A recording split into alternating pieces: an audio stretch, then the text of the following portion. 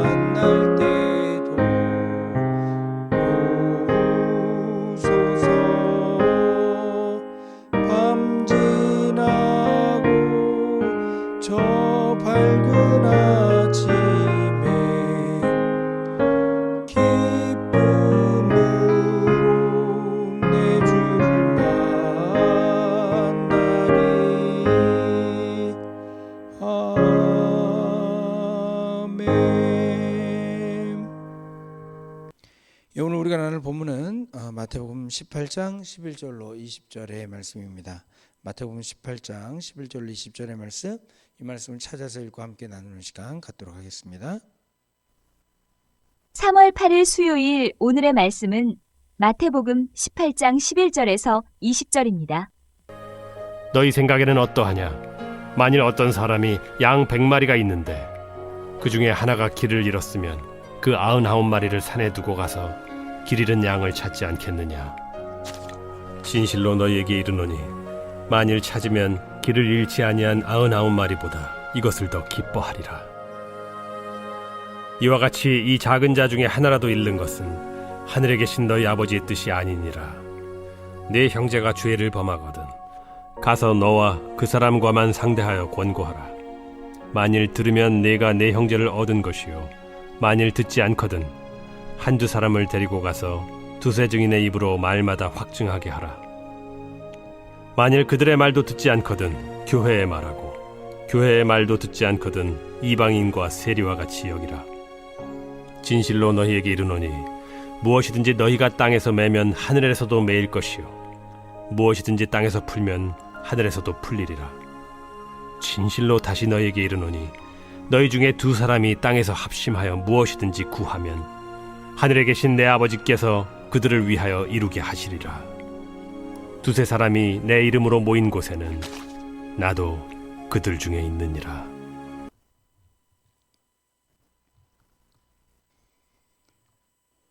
오늘 본문은 잃어버린 양 비유를 통해 어제 본문에서 말씀하셨듯 한 영혼의 중요성을 교훈하고 있고, 또한 교회 안에 잃어버린 양, 범죄한 형제가 있을 때 공동체가 어떻게 해야 되는지를 가르쳐주는 내용이 담겨 있습니다.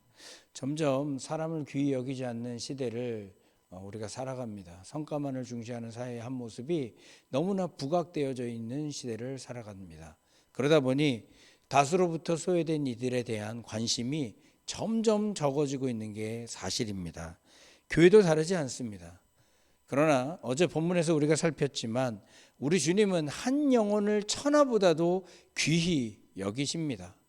그래야 작은 자 중에 하나라도 실족게 하거나 업신여기지 말라고 가르쳐 주셨습니다. 오늘 본문은 이에 대해 좀 더 깊은 고찰로 주님의 제자된 교회가 작은 자로 여겨질 만한 이들을 어떻게 대해야 되는지 가르쳐 줍니다. 이를 통해서 교회 공동체가 이런들을 어떻게 대해야 되는지를 생각하는 시간 가질 수 있게 되길 바랍니다. 오늘 본문에 12절로 14절에는 우리가 너무나 잘 아는 비유가 담겨 있습니다. 어떤 사람이 100마리 양을 치는데 한 마리를 잃어버렸을 때 어떻게 할 것인지에 대해 예수님은 제자들에게 동의를 구합니다. 그 목자는 한 마리 양을 위해 99마리를 산에 두고 찾지 않겠냐라는 것입니다. 양들은 무리지어 함께 움직이지만 가끔 구덩이에 빠져 움직이지 못하는 양들이 있게 되어서 그럴 경우 무리에서 이탈되어지고 그로 인해 위험에 빠질 수 있기에 당연히 목자는 그것을 깨닫게 되자마자 그 양을 찾기 위해 나설 수밖에 없는 것입니다. 이는 양 99마리를 보호하지 않고 버려둔다는 의미가 아닙니다. 그 한 마리가 얼마나 귀중한지를 얘기하는 겁니다. 그리고 만일 찾으면 길을 잃지 아니한 그 99마리보다 이것을 더 기뻐할 것이라고 말씀하십니다. 이 소자 중에 하나라도 잃어버리지 않는 것이 바로 하늘에 계신 아버지의 뜻이라는 것을 알려주시기 위해 이 비유를 말씀해 주신 것입니다. 이렇듯 제자 공동체는, 교회 공동체는 작은 자 하나라도 업신여겨서는 안 되며 관심과 사랑으로 돌봐야 됩니다. 그런데 이런 일을 하는 것은, 그러니까 그런 관심과 사랑으로 서로를 바라봐야 되는 것은 예외가 없다는 것을 알아야 됩니다. 이 모든 것들이 교회 리더만이 해야 될 일이 아니라는 겁니다. 심지어 교회 리더를 자처하는 영혼들도 쉽게 상처받는 영혼임을 우리가 잊어서는 안 됩니다. 누군가만 이 일을 감당해야 되는 것이 아니라 교회 공동체 전체가 서로를 돌아볼 수 있어야 될 것입니다. 이제 예수님께서는 15절부터 교회 공동체 안에 잃어버린 양과 같은 존재, 형제 중에 범죄한 존재에 대해서 어떻게 대해야 되는지를 가르쳐 주십니다. 사실 여기에서 가르쳐 주는 방법은 한 영혼을 사랑할 때 가능한 일이라고 할 것입니다. 공동체가 한 영혼을 사랑한다면 당연히 범죄에 빠진 자들이라 할지라도 길 잃은 영혼이라고 생각을 하고 버리지 않을 것입니다. 그 영혼을 사랑하여 찾으려는 노력을 하게 되어 있는 것입니다. 예수님은 그런 일 가운데 죄의 문제에 대한 심각성을 잘 알고 있기 때문에 한 단계로 이 일을 처리하게 하지 아니하시고 4단계의 방법으로 이 일을 처리하게 하십니다. 먼저는 그 죄를 알게 된 자가 형제를 직접 권면하라고 얘기합니다. 우리는 누가 범죄하였다면 일단 터뜨려 놓고 그것을 해결하겠다고 나서는 우를 범하는 경향이 있습니다. 교회 공동체는 그래서는 안 됩니다. 권징은 폭로의 방법이 아니라 가급적 비밀의 방식으로 해야 되고, 때리는 데 초점이 있는 것이 아니라 얻는 데, 회복하는 데 초점이 있음을 우리는 알고 대해야 되는 겁니다. 그래서 상대가 그 말을 들으면 내가 내 형제를 얻은 것이라고 예수님도 분명하게 말씀하십니다. 그러나 만일 듣지 않거든 한두 사람을 데리고 가서 두세 증인의 입으로 말마다 확증케 하라고 말씀하십니다. 이 권징을 위해서 그들을 권면할 때는 반드시 정확한 사실에 근거하여 권면해야 된다라는 것입니다. 풍문으로 그런 것들을 해서는 안 됩니다. 정확한 사실, 그것을 들어서 권징해야 됩니다. 그래도 듣지 않는다면 교회에 말하고 교회가 권고하게 하라 하십니다. 그 교회의 권고마저도 듣지 않는다면 마지막으로 이방인과 세리와 같이 여기라고 말합니다. 오늘날의 교회 안에서는 권징의 목적과 정신이 사랑과 회복이라는 것을 알면서도 권징을 하면 다른 교회로 가버리기 때문에 가버리면 끝이기 때문에 교회 안에서 권징 자체를 아예 무시해버리는 경우도 많이 봅니다. 또 오늘날 집단 이기주의 속에서 권징을 하는 것이 아니라 죄를 그냥 덮어버리기도 합니다. 그것은 결코 교회 공동체에 도움이 되지 않습니다. 또한 개인의 신앙에도 도움이 되지 않습니다. 우리는 갈등을 무시하지 말고 다뤄야 되고, 갈등을 과장하거나 폭력적인 방법으로 해결하려 해서는 안 됩니다. 예수님께서 가르쳐 주신 이 단계들을 통하여 그 갈등을 해결해 가야 되는 것입니다. 이런 단계를 통해 이루어지는 모든 권면을 우리는 서로 용납하고 돌이킬 때 건전한 천국 공동체가 교회 안에 이루어질 수 있는 것입니다. 그러면서 예수님께서는 권징을 말씀하시면서 마지막으로 아주 중요한 말씀을 하십니다. 18절 20절의 말씀을 제가 읽어드립니다. 잘 들어보십시오. 진실로 너에게 이르노니 무엇이든지 너희가 땅에서 매면 하늘에서 매일 것이요 무엇이든지 땅에서 풀면 하늘에서도 풀리리라. 진실로 다시 너에게 이르노니 너희 중에 두 사람이 땅에서 합심하여 무엇이든지 구하면 하늘에 계신 내 아버지께서 그들을 위하여 이루게 하시리라. 두세 사람이 내 이름으로 모인 곳에는 나도 그들 중에 있느니라. 예수님께서는 아주 중요한 얘기를 해주시는데, 땅에서 매면 하늘에서도 매이고 땅에서 풀면 하늘에서도 풀린다라고 말씀하십니다. 베드로에게 주셨던 천국 열쇠를 교회에게도 주셨다라고 얘기하시는 것입니다. 교회가 마음을 모아서 하나님께 기도하면 하나님도 듣고 이루신다고 말씀하십니다.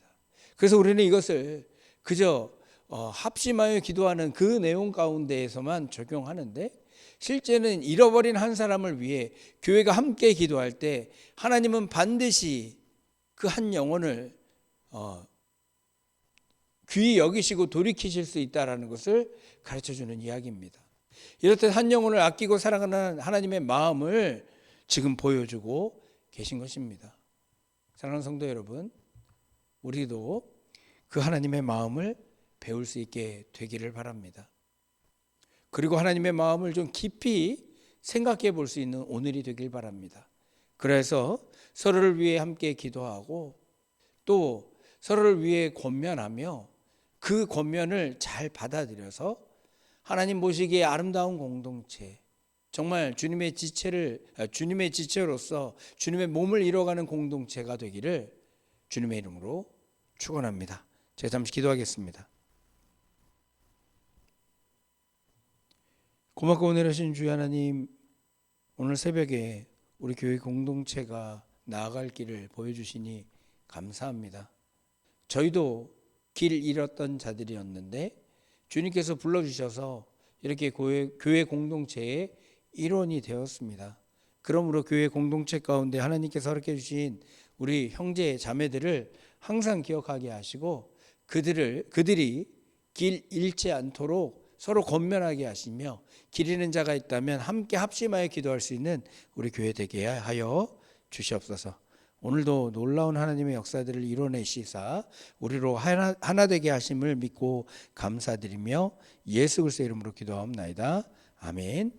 주기도문으로 새벽 말씀 나눔을 마치겠습니다. 하늘에 계신 우리 아버지여, 이름이 거룩히 여김을 받으시오며 나라의 임하옵시며 뜻이 하늘에서 이룬 것 같이 이 땅에서 이루어지이다. 오늘날 우리에게 일용할 양식을 주옵시고 우리가 우리에게 죄 지은 자를 사하여 준 것 같이 우리 죄를 사하여 주옵시고 우리를 시험에 들게 마옵시고 다만 악에서 구하옵소서. 대개 나라와 권세와 영광이 아버지께 영원히 있사옵나이다. 아멘. 우리 함께 기도하는 시간 같습니다. 한 영혼을 향한 아버지의 사랑을 저희 온 공동체가, 우리 교회 공동체가 배워서 한 뜻으로 한 마음으로 기도할 수 있게 해달라고 기도하시고, 또 교회를 위해서 정말 교회의 그 앞으로의 그 방향을 위해서 여러분 기도해 주시며, 교우들과 자녀들을 위해서 기도해 주시고 주변의 어려운 이들을 위해 기도하는 것도 잊지 않는 이 새벽이 되길 바랍니다. 오늘도 주님께서 함께 하십니다. 주와 함께하는 하루가 되기를 기원합니다. 잠시 기도하는 시간 갖도록 하겠습니다.